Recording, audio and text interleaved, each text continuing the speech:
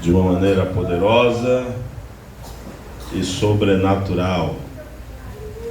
Como é bom podermos estarmos reunidos na casa do nosso Deus para bendizer o seu santo e poderoso nome. Que Deus abençoe todas as mulheres pelo Dia Internacional da Mulher. Vamos aplaudir a Deus pela vida das irmãs.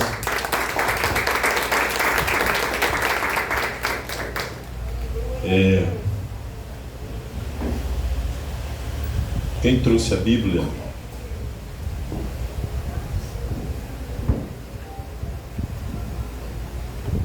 Êxodo, livro do Êxodo.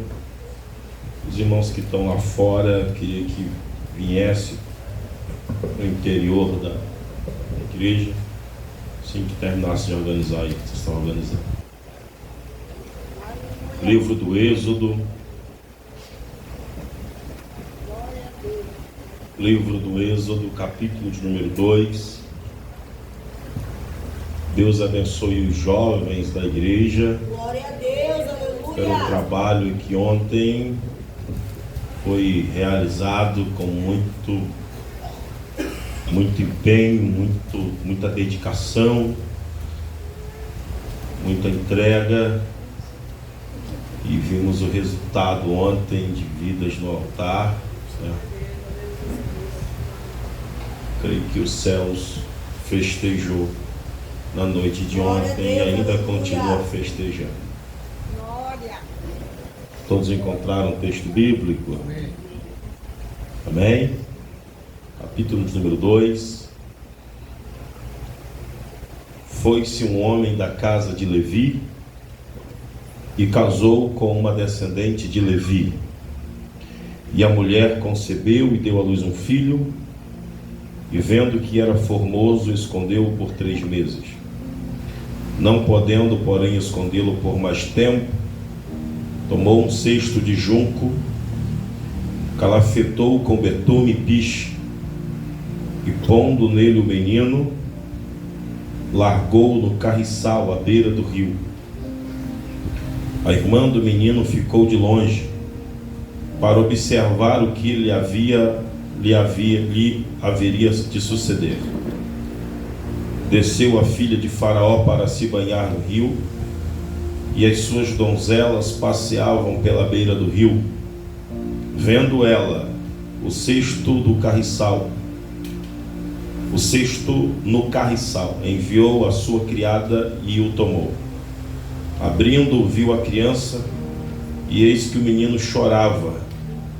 Teve compaixão dele e disse: este é menino dos hebreus. Então disse sua irmã, filha de Faraó: vai. Saiu, pois, a moça e chamou a mãe do menino. Então lhe disse a filha de Faraó: leva este menino e cria-mo, ou cria para mim. Pagar-te-ei o teu salário. A mulher tomou o menino e o criou. Sendo o menino já grande, ela o trouxe à filha de Faraó, da qual passou ele a ser filho. Esta lhe chamou Moisés e disse: porque das águas o tirei. Pode sentar. Glória a Deus, aleluia. Queridos, por uma circunstância de crise na terra, os filhos de Israel tiveram que ir até o Egito. Jacó, juntamente com seus filhos, tiveram que partir para aquele lugar a fim de conseguirem algum suprimento para alimentar a sua casa, seus filhos, suas filhas, sua família. E nós sabemos que quando esse episódio acontece, José era quem estava governando no Egito naquela época. José era o governador, um governador justo, temente, reto, fiel, cheio de princípios, sabedoria. Não havia homem na terra semelhante a ele, com a diligência, com a capacidade que ele tinha. Só que o tempo passa, depois das mortes dos filhos de Jacó, morre também José. E a Bíblia diz no capítulo de número 1 do Êxodo que vai ser colocado, ou vai levantar-se um faraó, que esse não conhecia a história de José. E quando eu chego nesse episódio, nesse texto, que a Bíblia diz que levanta-se um faraó, que não conhece a história de José, eu imagino que por alguns longos anos, dentro da escola egípcia, a história ou a trajetória de um menino hebreu que chegou no Egito como escravo foram contadas a várias e várias gerações de egípcios com orgulho, porque por intermédio de José, por intermédio daquele moço, daquele homem, Deus teve misericórdia e não permitiu que a crise fosse gerada e instalada dentro do Egito. Então, todas as vezes, Ícaro, dentro das escolas egípcias, eu acredito que quando a temática da aula era a história, eu tenho certeza que o nome de José era lembrado como um hebreu que sustentou a crise dentro do Egito. Só que, como muitas coisas, a história de José também se perdeu com o tempo. Então outro faraó ou não conhecia ou não quis se fazer sabedor da história de José, que era praticamente impossível alguém, principalmente de dentro da casa, do palácio, não conhecer a trajetória daquele eminente governador.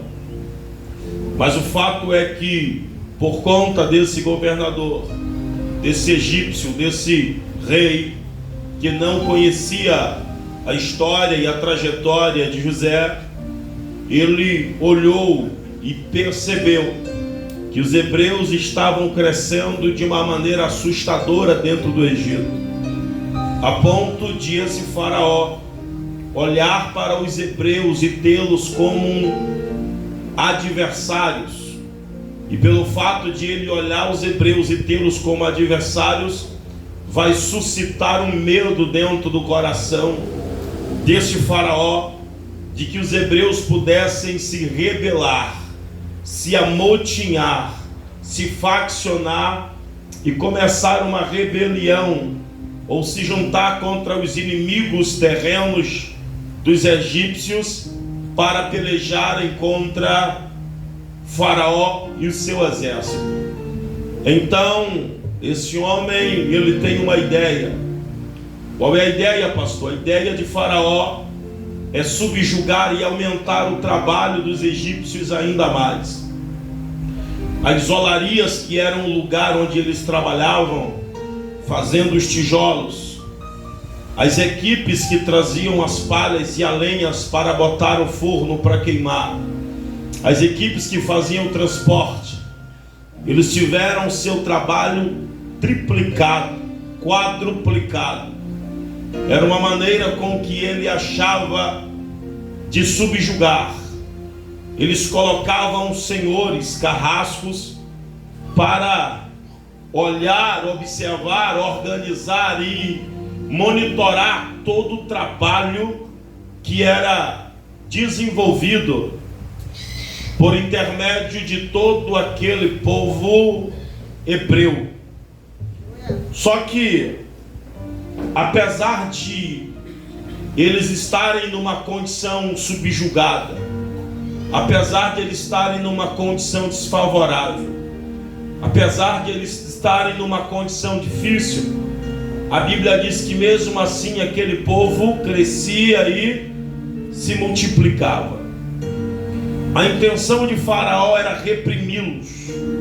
Pegava os homens e colocava num trabalho duro, pegavam as mulheres e colocavam num trabalho ainda mais duro, para que através do trabalho eles não pudessem ter vigor físico para humanamente reproduzir-se. Mas eles tinham essa capacidade de reprodução, tinham essa capacidade de multiplicação, tinham essa capacidade de crescimento e de desenvolvimento. Esse texto, ele de fato fala um pouco daquilo que representa o povo de Deus. Porque às vezes, mesmo em condições desfavoráveis, nós não paramos. Porque mesmo em condições desfavoráveis, nós não retrocedemos. Porque mesmo em condições desfavoráveis, ou do peso grande, do fardo grande, da luta grande, nós não olhamos para trás com o desejo de voltar, de retornar. Muito pelo contrário, nós queremos avançar.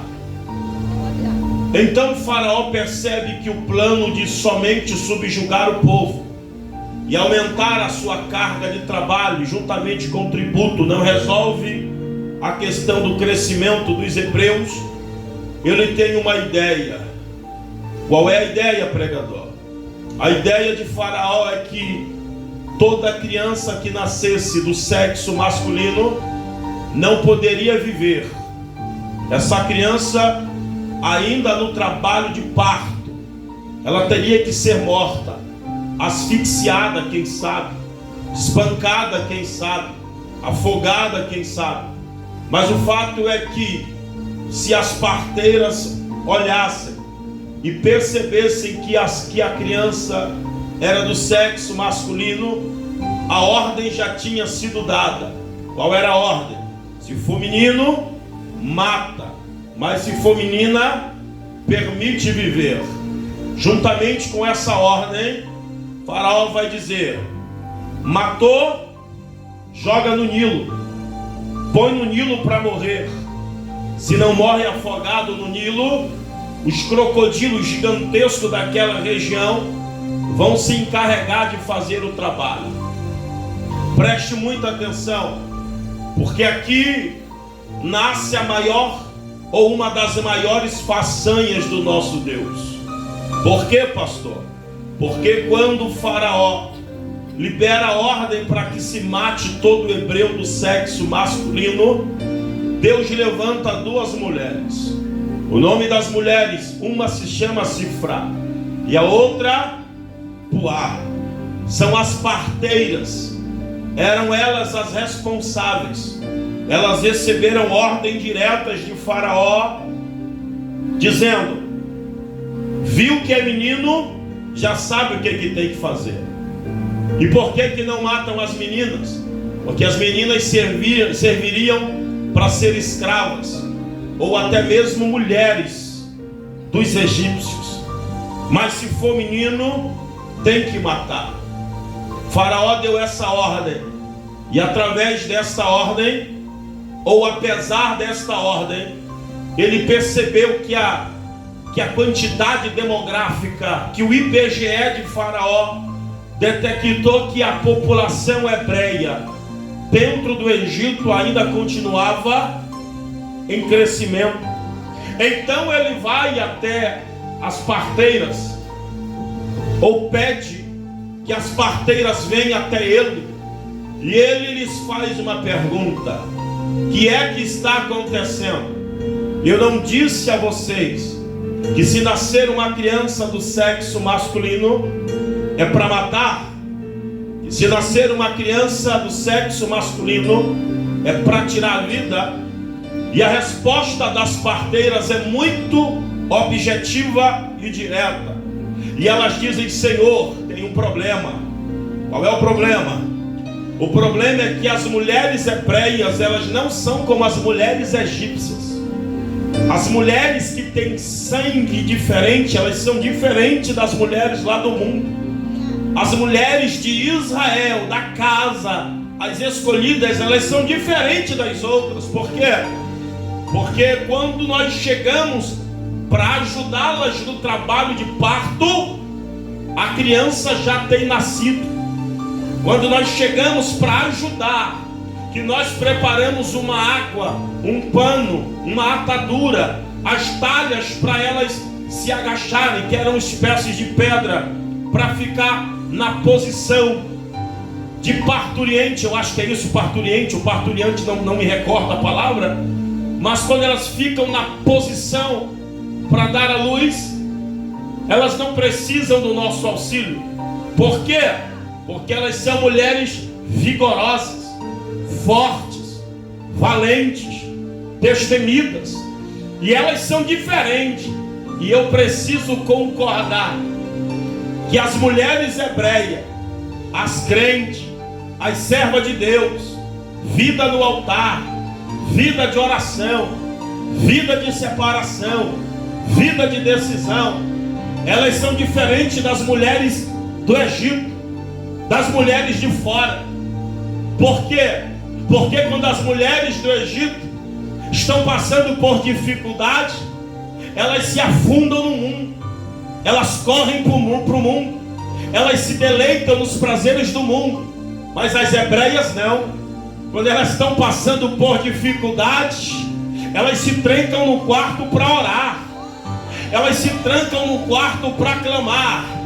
E quando a gente acha que elas estão definhando, na verdade elas estão sendo fortalecidas e revigoradas pelo Senhor.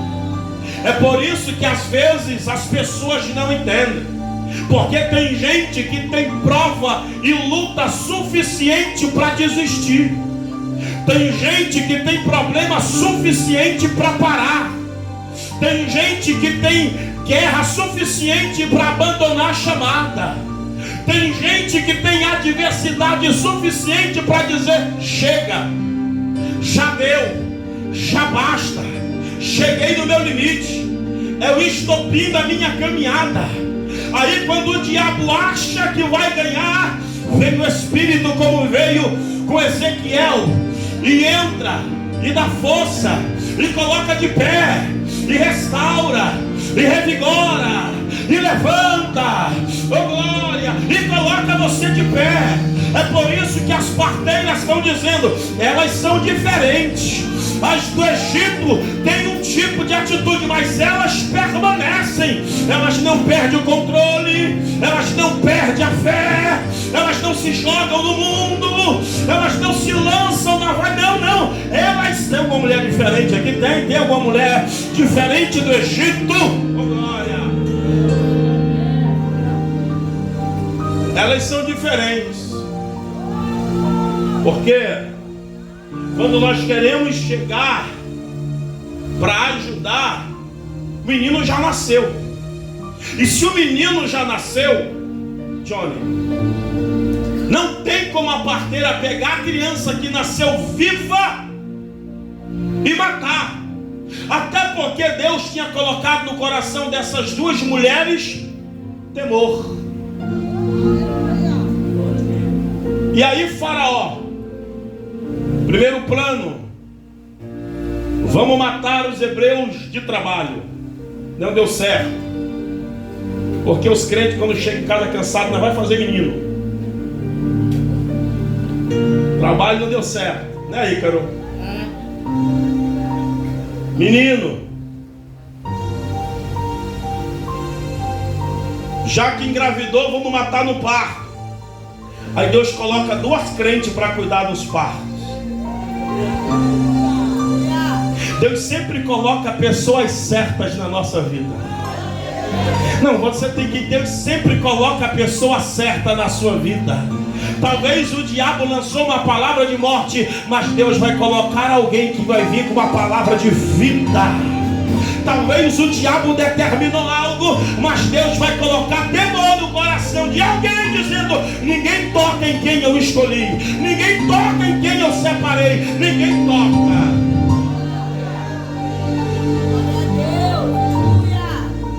Segundo plano não deu certo. Qual é?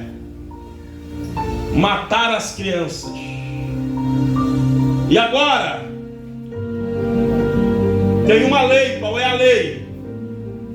Captura a criança e põe no Nilo. Coloca no Nilo a criança, porque lá no Nilo os crocodilos, os alligator, eles vão se encarregar pelo serviço. Enquanto está acontecendo tudo aqui, eu acredito que Deus está olhando as atitudes de Faraó e está dizendo: calma aí que eu vou preparar uma para você. Aí Deus vai lá com um camarada da tribo de Levi e uma mulher, Arão, um homem chamado Arão, e uma mulher chamada Joquebede. A mulher engravida. Eu acho incrível porque tem coisas na Bíblia que, apesar de ser crente, eu confesso que mexe com a minha imaginação. Porque se tem uma ordem do inferno determinando morte, do outro lado tem a ordem divina determinando vida.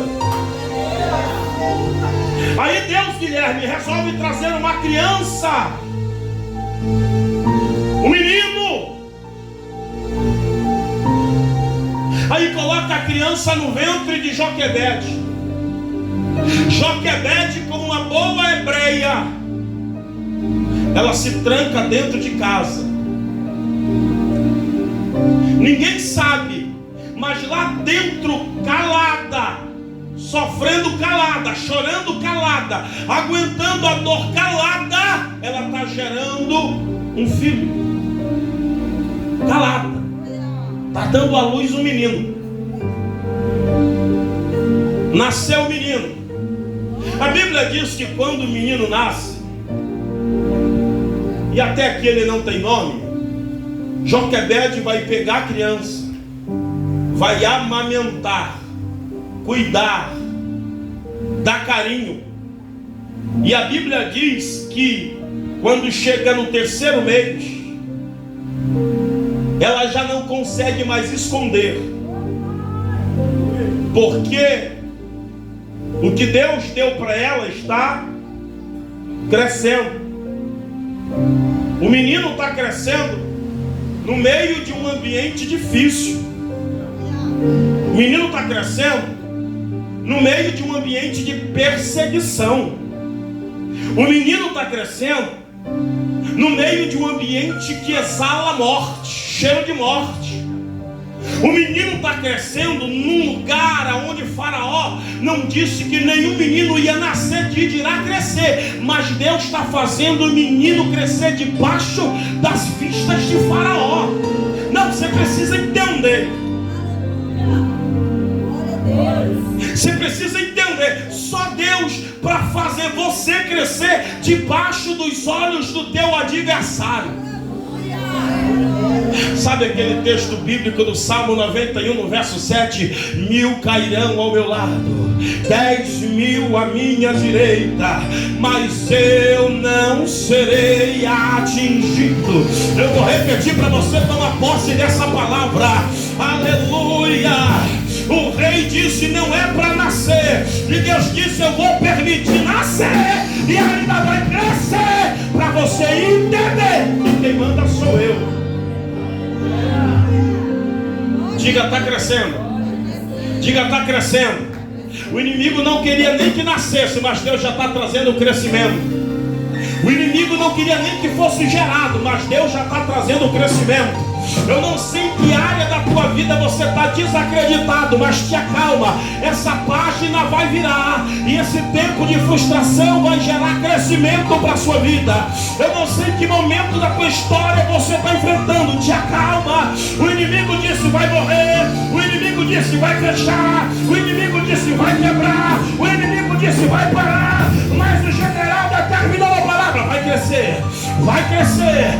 Vai crescer. Não importa como, vai crescer. Não importa. Oh glória, oh glória, oh glória. Tem coisas que a gente não entende, e é bom que nós não tenhamos o devido entendimento, porque nós não teríamos capacidade para absorver o conhecimento. Mas o fato é que Deus está permitindo o menino crescer. Eu acho linda a Bíblia, porque Joquebede tem muito discernimento do que está acontecendo no cenário. Ela não é boba, ela é crente. E mulher crente tem visão. Tem ou não tem? A mulher natural tem um sexto sentido, a crente tem 100 sentidos. Ela enxerga além do Superman. Está entendendo?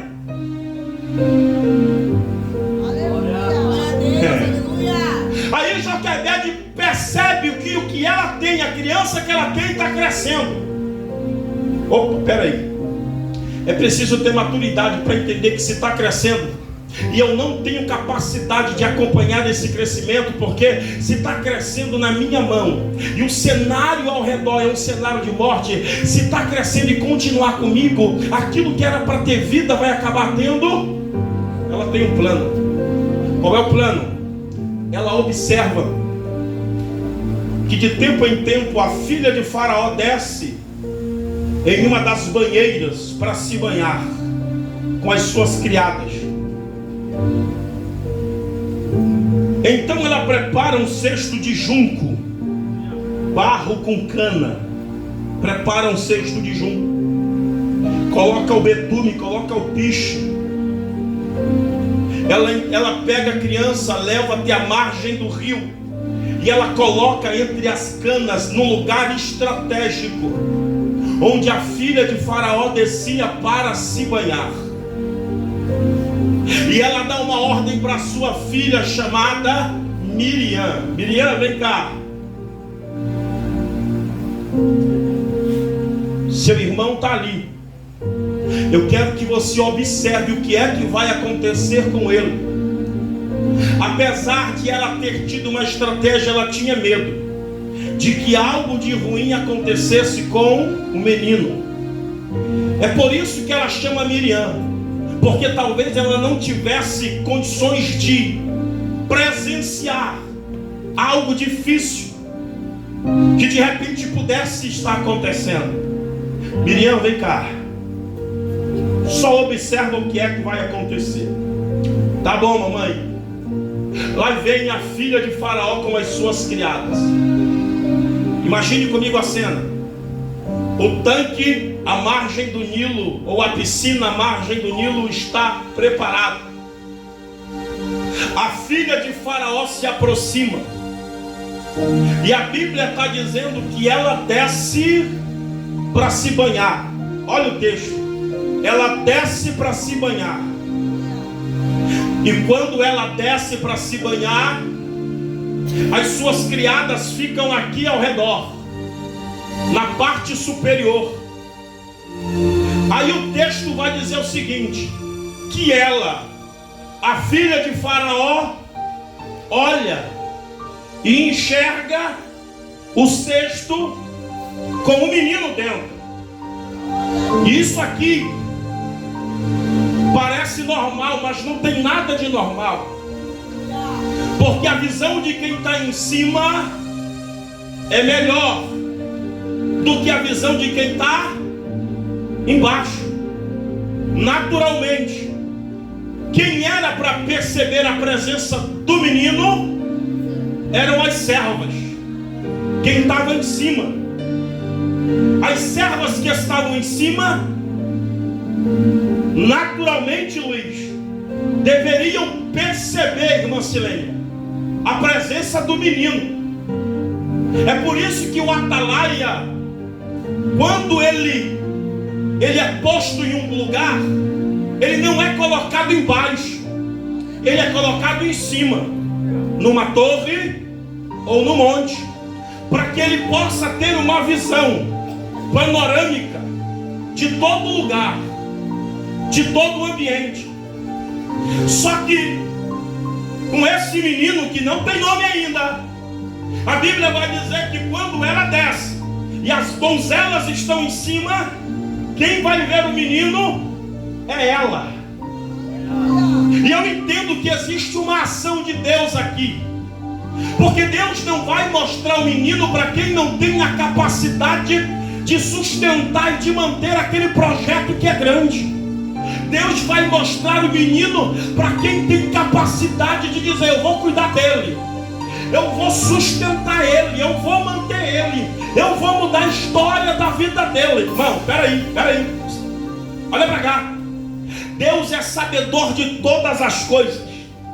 Tem coisas na nossa vida, situações na nossa vida, planos na nossa vida, projetos na nossa vida, que Deus vai direcionar para a pessoa certa, para o lugar certo, no tempo certo, no ambiente certo, na geografia certa. As donzelas não tinham posto, as donzelas não tinham riquezas, as donzelas não tinham um sobrenome poderoso, mas a filha de Faraó é diferente.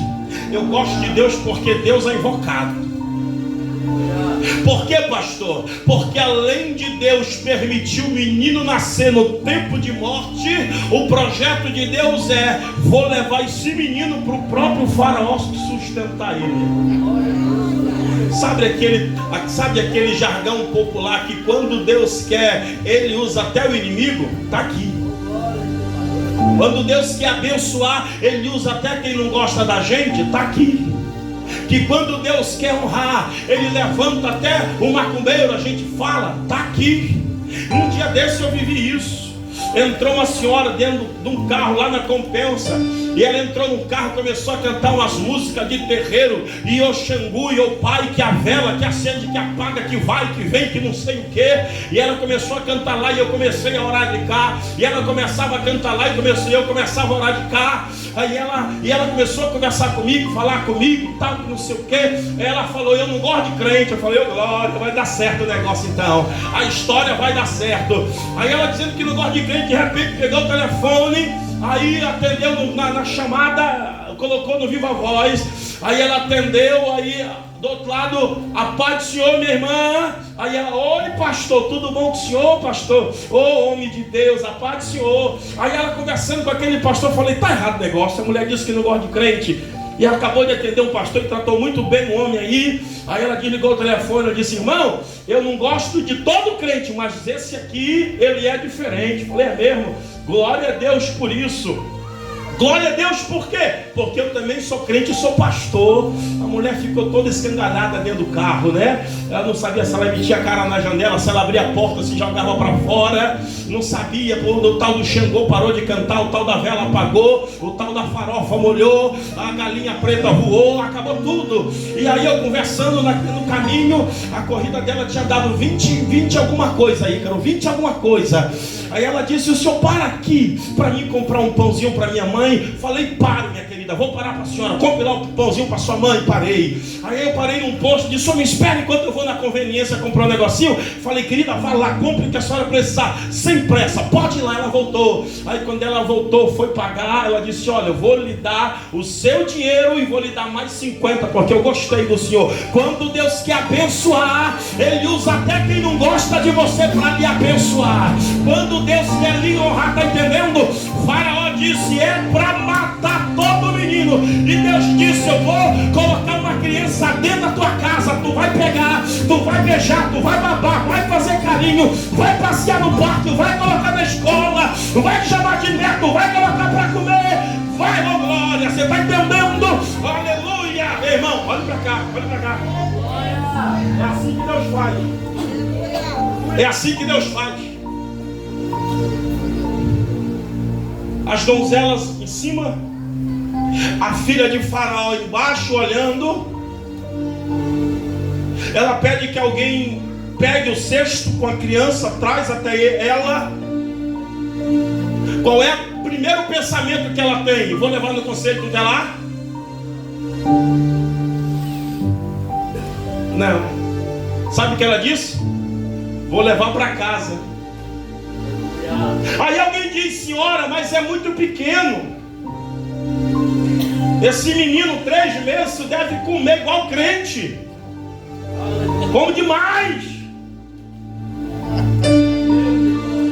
Aí lá vem a irmã Miriam, como quem não quer nada, a irmã do menino, dizendo: minha senhora, se a senhora quiser, eu posso lhe ajudar. Como que você pode me ajudar, menina? Eu conheço as hebreias. E eu conheço uma hebreia que inclusive teve filho um dia desse, e ela está amamentando. Quem é? Posso trazer? Aí Miriam disse: vou pegar ela. Quem é que vem? Joquebede, a mãe do menino. Sim, minha senhora. Você teve filhos outro dia? Tive.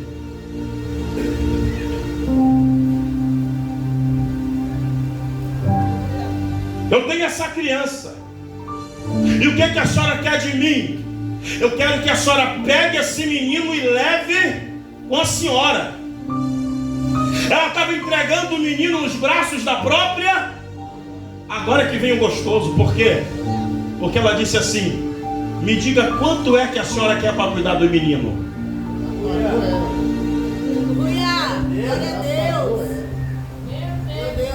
Quanto é que a senhora quer para dar de amamentar para o menino? Ela vai, leva o menino. E quando o menino desmama, ela traz para a filha. E agora ela leva para dentro. Sabe o que eu acho lindo nesse texto? Você já ouviu a expressão: Deus tem uma obra na sua vida? Deus tem um projeto na sua vida? Já ouviu? Quem já ouviu isso? Já ouviu isso? Agora eu quero levantar uma outra questão. Você é o filósofo, mas eu levanto a questão. Agora eu quero levantar uma outra questão aqui nessa noite. Que questão, pastor? Quando nós temos a compreensão de que Deus tem um projeto na nossa vida, nós ficamos felizes, alegres, ansiosos, sorridentes, esperançosos, ou até mesmo impacientes, para que o que Deus tem conosco se cumpra o quanto antes. Mas quando o plano é você, quando o projeto não é com você, mas quando você é o próprio projeto, sabe por quê? Porque no dia que Deus decidiu fazer o rascunho para libertar o povo do Egito, Ele não disse: eu tenho um plano com aquele fulano, eu tenho um plano com aquela fulana, eu tenho um projeto com aquele ciclano. Não, não. Deus criou o seu próprio projeto. Deus criou o seu próprio plano. Deus não tinha um projeto com Moisés. Moisés era o próprio projeto de Deus. Deus não tinha um plano com Moisés. Moisés era o próprio plano de Deus. Por que, pastor? Porque Faraó tentou matar ele no ventre e não conseguiu. Faraó tentou matar ele no parto, não conseguiu. Faraó tentou matar no Nilo e não conseguiu. Por quê? Porque Deus tinha elaborado o plano perfeito. Isso aqui mexe com a gente. Porque você entender que Deus quer lhe usar como ferramenta de escape para alguém é pesado. Quando Deus quer lhe usar como porta de acesso a lugares para a vida de alguém, é pesado. Deus não estava protegendo um menino. Sabe o que Deus estava protegendo? O seu plano, o seu projeto. E é aqui que você precisa entender por que você passa por tudo que você tem passado, porque você vive tudo que você tem vivido. Existem pessoas que elas, Ícaro, serão um instrumento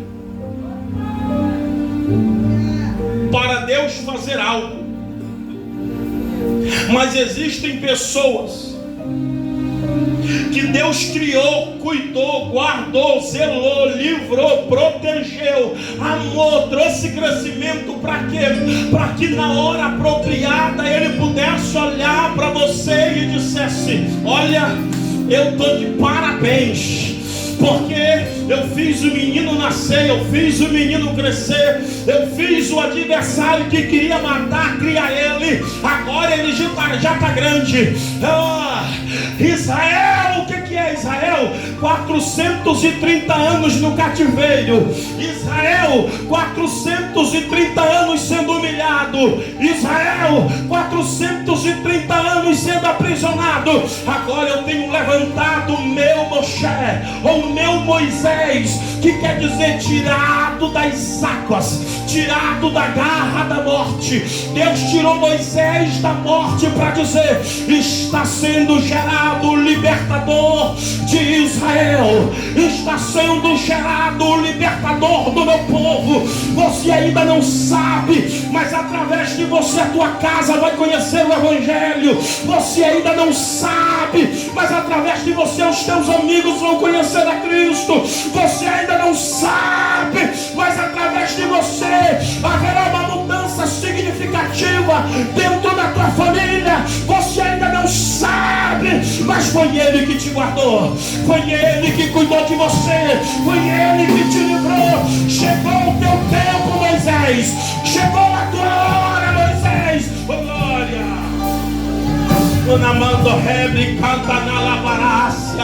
Eu vim aqui para decretar algo do céu sobre a sua vida nessa noite.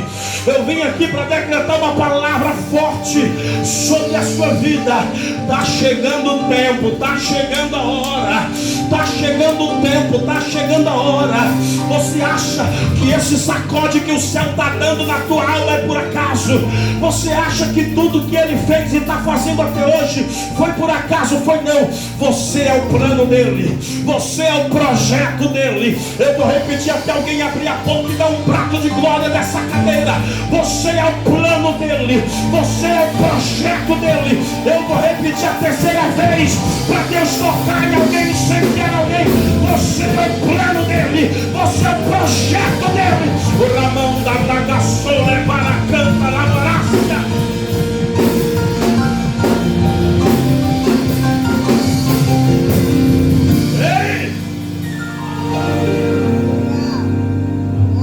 Chegou o teu tempo. Chegou o teu tempo. Vou repetir, chegou o teu tempo. Ninguém toca em quem Deus já cobriu com o manto. Chegou o teu tempo. Namando rebre a cante, negando minebe ásia. Ele mandou me camando birrebia. Chegou o teu tempo. Oh glória, o inferno decretou morte, mas o céu transformou a maldição em bênção. O inferno determinou o fim, mas o céu disse: é só o começo. Faraó disse que é morte, mas Deus disse: eu vou trazer vida. Abre a boca para dar glória. Isso, abre a boca e glorifica. Porque o céu está marcando alguém na noite desse dia. O céu está te tirando das águas. O céu está te tirando do cesto. O céu está te amamentando. O céu está te nutrindo. O céu está te escondendo. O céu está te guardando e está dizendo: eu vou te usar. Eu vou te usar. Eu vou te usar. Quem conhece o teu passado vai ficar abismado com o que eu vou fazer no teu futuro. Eu vou te usar. Quem conhece a tua história vai ficar impactado com a nova história que eu vou escrever. Eu vou te usar. Chegou o teu tempo, olha, já tem gente entendendo. Chegou o teu tempo, já tem gente compreendendo. Xanaia, Ramando, Rebre, a canta, Naga, Sobe, Elevarai. Vem no glória, vem. Vem no glória, vem no glória, vem no glória. Vem no glória, vem no glória, vem no glória. Deus fez o menino nascer. Deus fez o menino crescer. Deus colocou os seus anjos para guardar. Deus colocou o menino no lugar de guerra. Deus deu paz. Chegou a hora. Chegou a hora, chegou a hora, chegou a hora, chegou a hora.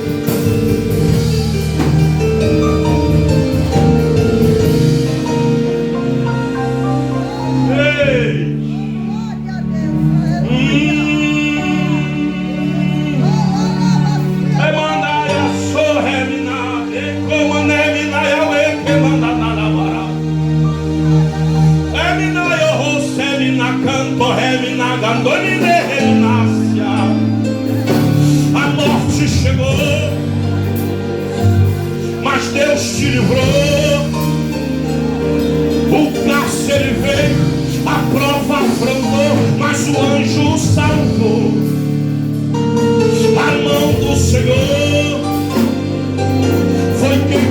protegeu. Do céu ele bradou, e vida ele te deu, e disse: ninguém toca naquilo que é meu. Foi ele que escolheu, foi ele que separou, foi ele que ungiu, ainda lá na madre, foi ele que tocou, foi ele, a honra, a graça, a glória, o poder, o cuidado, o livramento, o amor, o céu desceu aqui na casa, foi ele. Chegou para a hora de se levantar, chegou para a hora, ele vai te usar. É lá nos tempos, vielas, palavras, o Espírito vai te levar. Eita! Recebe dessa unção, recebe do Pai da mão da Bíblia. A tua resposta chega hoje, e eu tenho um projeto com você. Receba dessa graça, receba desse azeite, receba dessa graça, receba desse azeite. Ana mandou reme na mandeca, mandou remé, ela mandou linaia, sobre né, mandou minéria, ele manda naga sobre a, ele manda naga sobre a, ela manda na lavassia, ele manda o eca, mandou reme na manda casque, ele mandou minéria, ai. Fale outras línguas. Fale outras línguas. Eu ouço línguas diferentes dentro desse ambiente.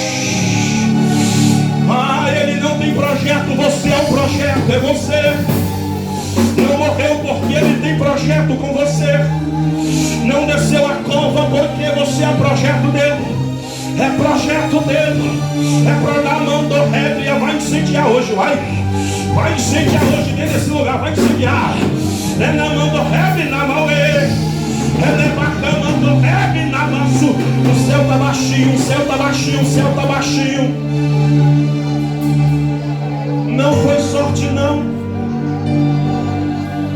Não foi sorte não. Foi o general que te guardou. Não foi sorte não. Não foi sorte não. Não foi coincidência. Foi ele. Se colocou de pé e disse: ninguém toca no que é meu. Ninguém toca. Ninguém mexe.